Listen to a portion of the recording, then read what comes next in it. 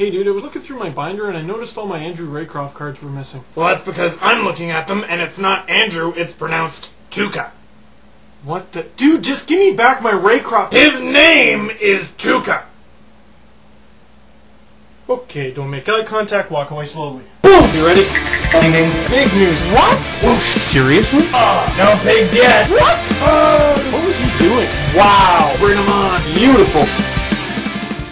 Leafs lose 5-2 to the Boston Bruins, and Tuukka Rask continues to haunt his former team that he never got to play for. Boston comes out swinging, they get a quick first goal, and by the end of the second, it's 3-0. And I don't know what Ron Wilson said during the second intermission. Earmuffs, kids. But whatever it was, it worked because Mikhail Grabowski comes right out of the gate and makes it 3-1. And after a few Bruins opportunities going the other way, Komisarek makes an eagle-eye pass to Nick Kulemin, and Kulemin makes it 3-2. Then after that, it's just chaos. Both teams start going insane. Leafs, Bruins, exchanging chances all over the place. Until about 4 minutes left when Jason Blake high-sticks Zdeno Chara. I was asked on Twitter what I thought of the penalty call, so here's what I think. Did Blake's stick make contact? Yes. However, Chara's head shot back so quickly I thought a Pez was going to come flying out of his neck. Candy! But whether it was embellished or not, it was the right call because the stick made contact. And just as a quick reminder, it was Jason Blake on Zdeno Chara. Now that stick had to go up pretty high. How high? Well, I'm glad you asked. Let's just put the camera on the shelf here. According to MapleLeafs.com, Jason Blake is 5'10" or 70 inches. Zdeno Chara is 6'9"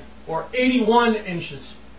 Wow. Now we're going to assume where Blake hit Chara is a few inches lower. We'll say it's 77, maybe 76. Look at how high I'm reaching still. You know, I really thought Blake's play had improved over the last couple games. He didn't even have a horrible game in Boston, but that penalty just killed it. And the Bruins get yet another win on the Leafs. One guy you definitely can't blame for the loss was Toskala. He didn't get a whole lot of help on the third goal. He got absolutely none with Krejci on the breakaway. Toskala was just hanging in there. And with the game 3-2, Toskala made a few otherworldly saves to keep the Leafs in it. Even on the Boston power play near the end of the game, Toskala robbed the Bruins 3 or 4 times before the Bruins actually got the goal. And I know I've been saying lately, hey, the Leafs are back in the playoff run, and I think they are, but at the same time, the Bruins are just straight up a superior team. And unfortunately for the Leafs, they dug themselves such a hole at the beginning of the season that they have to win these games in order to even come close to the playoffs. So my question of the game for you, where are your heads at right now as Leafs fans? Because despite the 2 losses to Boston, the Leafs have been doing amazing lately. In fact, over the last dozen games or so, they've been one of the hottest teams in the entire league, and yet they're still in 29th. Sad face. Maybe a more positive question for you guys, is your faith restored in Vesa Toskala? Because he's been playing much